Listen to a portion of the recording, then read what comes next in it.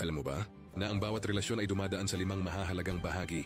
At ang interesting dito, karamihan ay hanggang pangalawang bahagi lang ang naabot at doon na natatapos ang kwento. Unang bahagi, ito ang tinatawag nating honeymoon phase. Ito parang lahat ay perpekto. Araw-araw ay puno ng saya, halos ayaw niyong maghiwalay. At pakiramdam ninyo kayong dalawa na ang magkasama hanggang sa huli. Lahat ay magaan, lahat ay maganda at kahit maliliit na bagay ay parang masarap sa pakiramdam. Pero darating ang pangalawang bahagi, dito na pumapasok ang reality check ng isang relasyon. Itampuhan, selos, hindi pagkakaintindihan, pati maliliit na bagay ay lumalaki.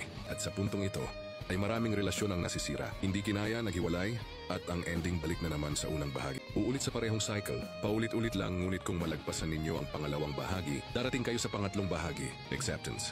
Ito yung panahon na nare-realize mo na hindi pala perpekto ang taong mahal mo. Pero kahit anuman ang nakaraan niya, sino man siya, tanggap mo pa rin at dahil doon, nagsisimulang tumibay ang pundasyon ng relasyon ninyo. Pero to be honest, hindi lahat umaabot dito. Kasi may mga hindi kayang tanggapin ang flaws ng partner nila, kaya hanggang dito na lang ang istorya nila. At kung papalarin at lumagpas ka sa pangatlong bahagi, darating ka sa pang-apat na bahagi. True commitment. Ito na yung kampante ka na sa partner mo. Walang kondisyon, walang alinlangan. Di na ito basta magkasama lang, kundi buo na ang loob ninyo na pangmatagalan talaga. At ang pinakahuling yugto, ang 5 bahagi.